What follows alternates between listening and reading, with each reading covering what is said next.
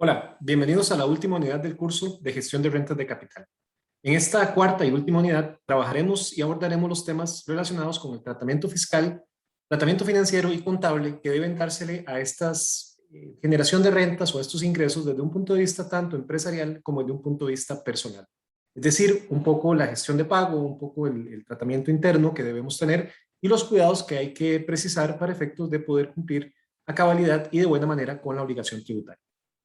De esta forma procedemos entonces a analizar primeramente la manera en que podemos clasificar o cómo debemos trabajar estas rentas de capital desde un punto de vista de control interno a nivel administrativo. Primeramente, debemos recordar el concepto de gravable y no gravable.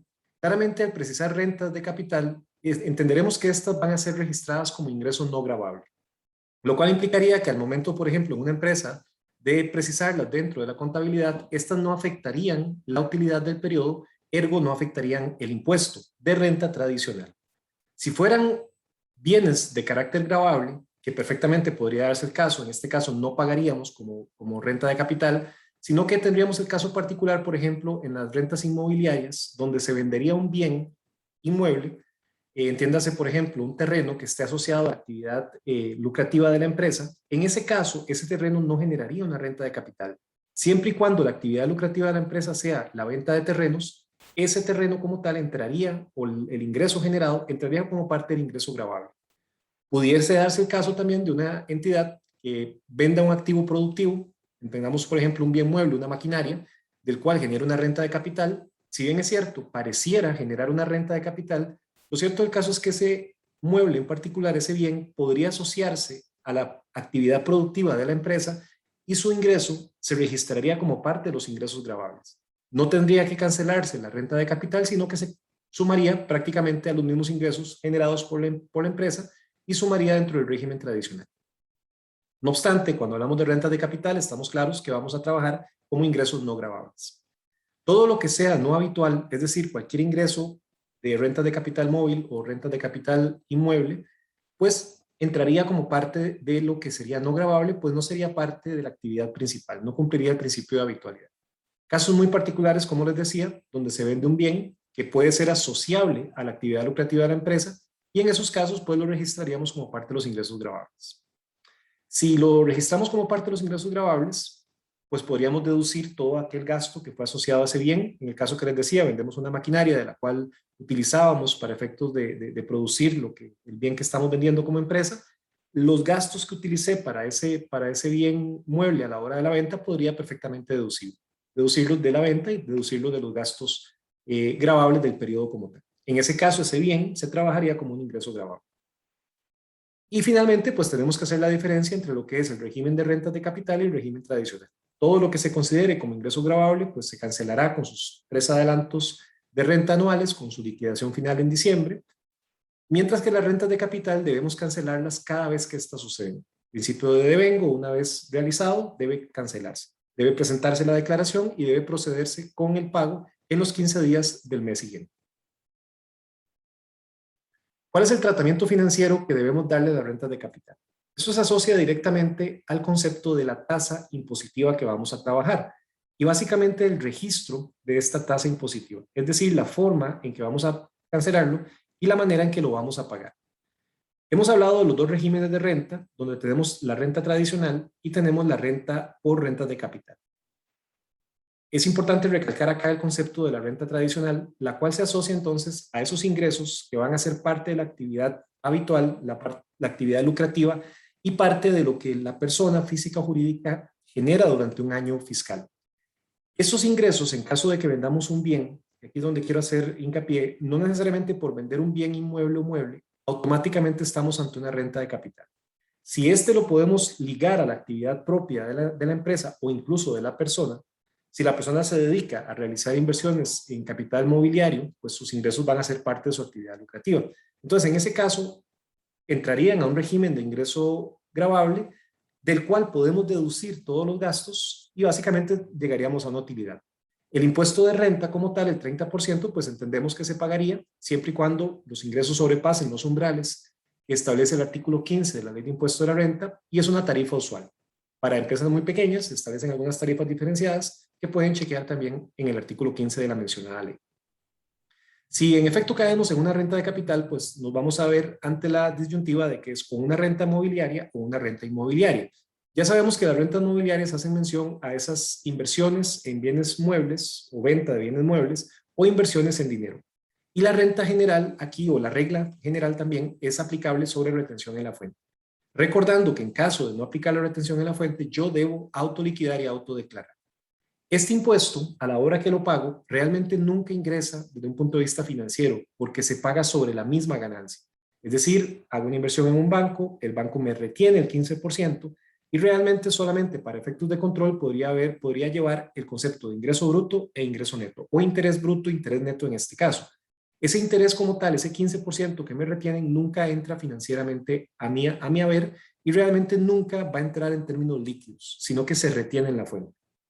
Caso contrario, si yo vendo un bien mueble y tengo una ganancia, en efecto el dinero ingresó y tengo que hacer la erogación de ese 15% al momento de cancelar el bien, el impuesto generado de la venta del bien mueble. En este caso, pues sí tendríamos claramente que pagar, tendríamos que hacer un depósito en las cuentas del Ministerio de Hacienda en el momento que hacemos la liquidación. Si nos encontramos ante una venta de bien mueble, pues como vimos en la unidad correspondiente, pues podemos tener un 15% sobre la ganancia en caso que el valor registral exista, o un 2.25 si se vende a una persona domiciliada, un 2.5 si se vende a una persona no domiciliada. En estos casos el dinero sí ingresa a la empresa, es decir, líquidamente yo recibo ese efectivo y ese efectivo debo cancelarlo. Nuevamente debo hacer la declaración, debo liquidar y debo proceder a la liquidación correspondiente al pago por medio de depósito o transferencia a las cuentas de Hacienda. Es decir, aquí hay una erogación.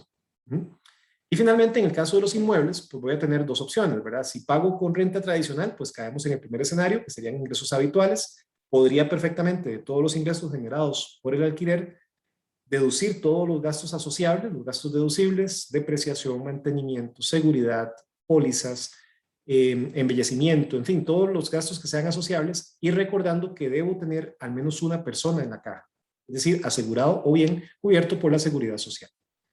Si lo trabajo de esa manera, pues básicamente lo que llevo es una contabilidad básica, ingresan los alquileres, registro todos los gastos y haré 3 adelantos de renta con su correspondiente regla de adelanto, y al final de año pues cancelaré la diferencia en caso que tenga que cancelar. Si lo hacemos vía renta de capital, entonces en este caso pues tomaré los ingresos mensual, en el caso que suele ser mensual los alquileres, le aplico el factor de deducción y sobre el 85% restante, pues el factor de deducción es un 15%, tendría que calcular el 15%. Estamos hablando de la regla del 15 del 85, 15% del 85% del ingreso. Este ingreso lo recibo, efectivamente, entra a mi cuenta y mes a mes o cada vez que cobre el alquiler tengo que cancelar en los primeros 15 días del mes siguiente. Tengo que nuevamente hacer el depósito o hacer la transferencia.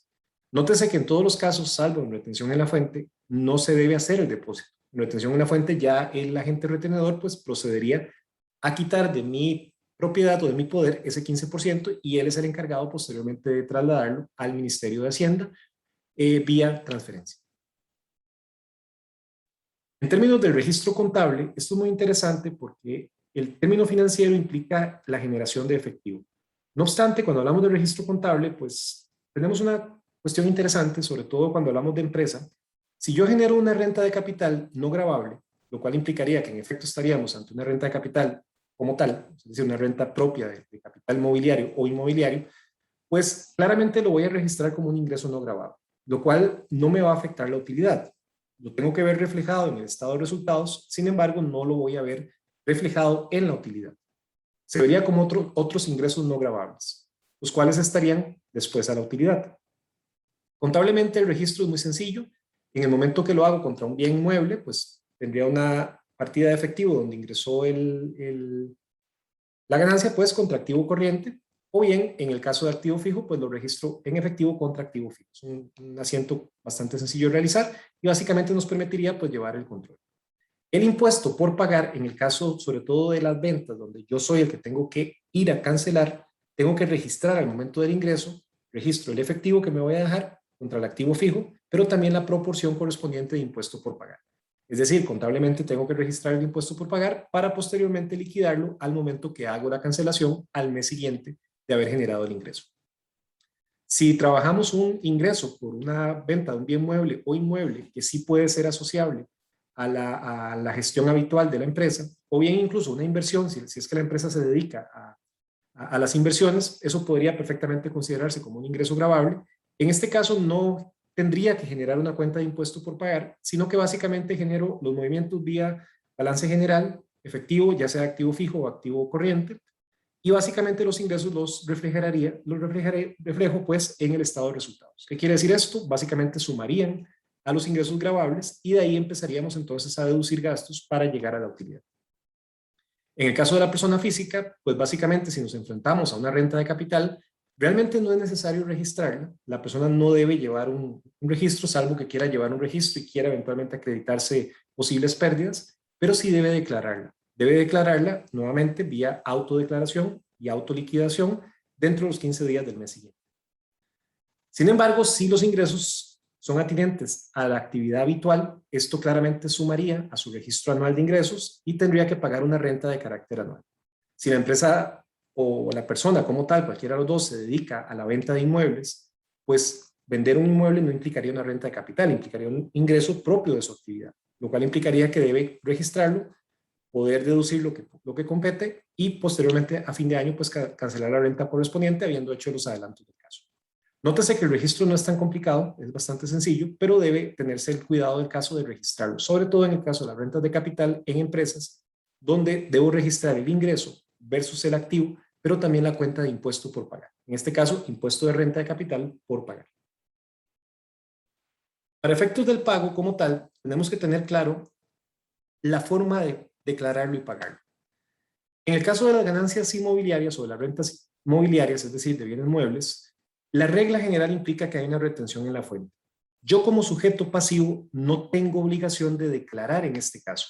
Básicamente tengo la obligación únicamente de generar la inversión y es el agente retenedor, usualmente un intermediario financiero, quien me va a quitar ese 15% y él es el encargado de llevarlo al Estado, llevarlo a las arcas del Estado vía transferencia.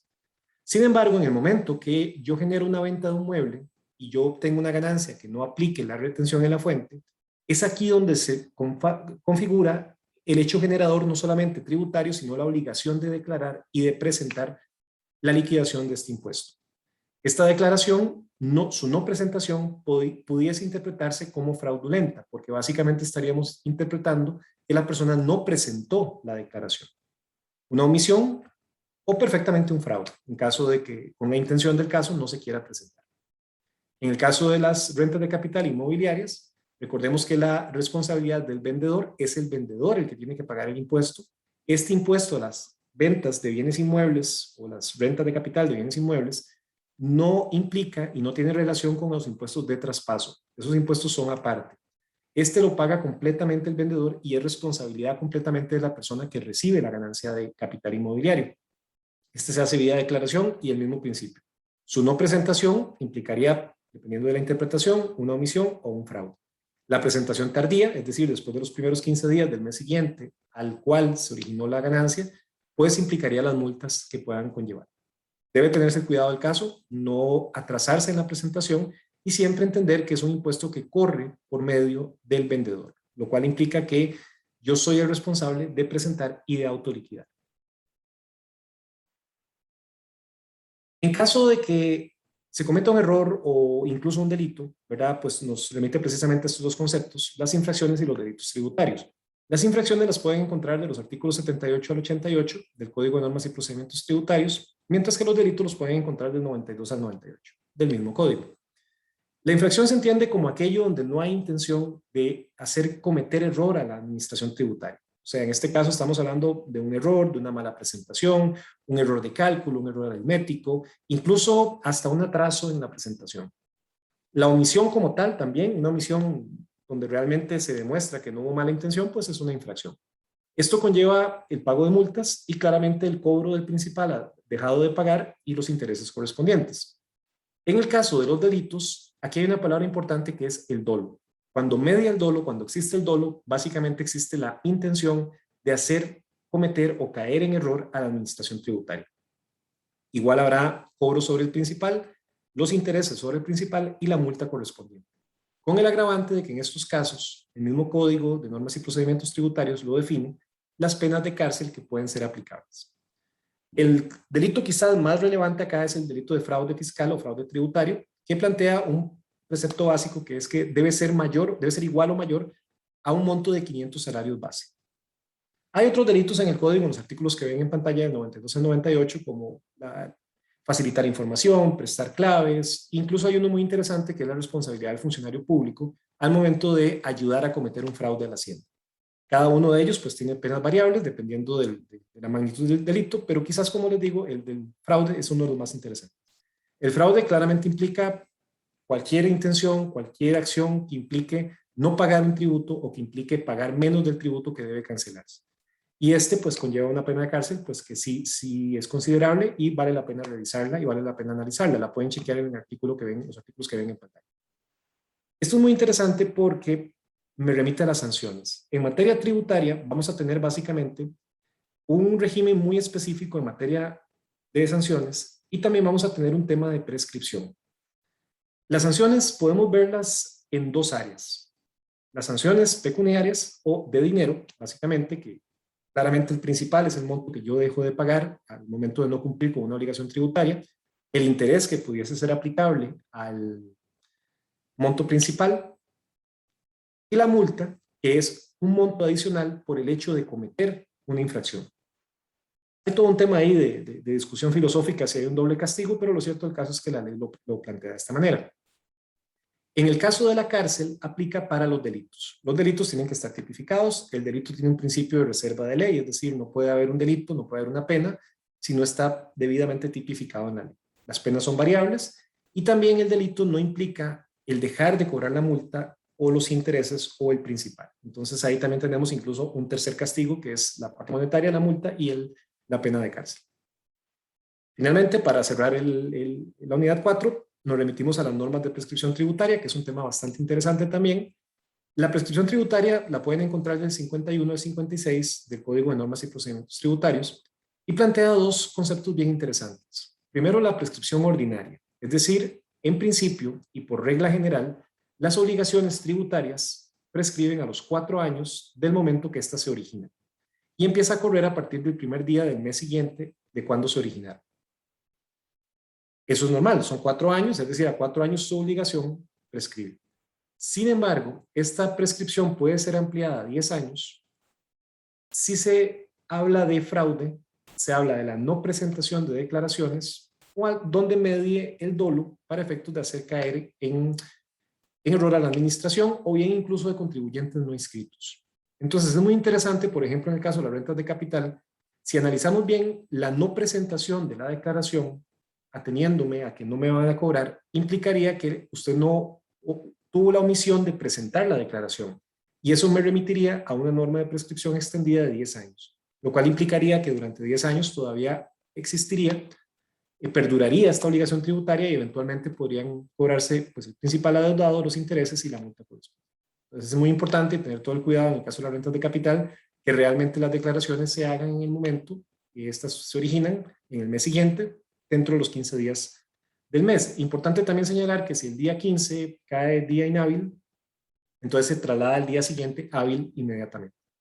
Muy importante, aquí uno siempre exhorta a que en el caso de generar una ganancia de capital mobiliario o inmobiliario, pues procedamos a la liquidación. Pues si bien es cierto, los medios de fiscalización de las autoridades tributarias no son los mejores, esto no implica que yo esté eximido de cancelar y lo cierto del caso es que la no presentación de la declaración, pues según las normas de prescripción extendida, pues permitiría que la obligación perdure durante 10 años, lo cual pues, conllevaría los intereses y la multa del caso.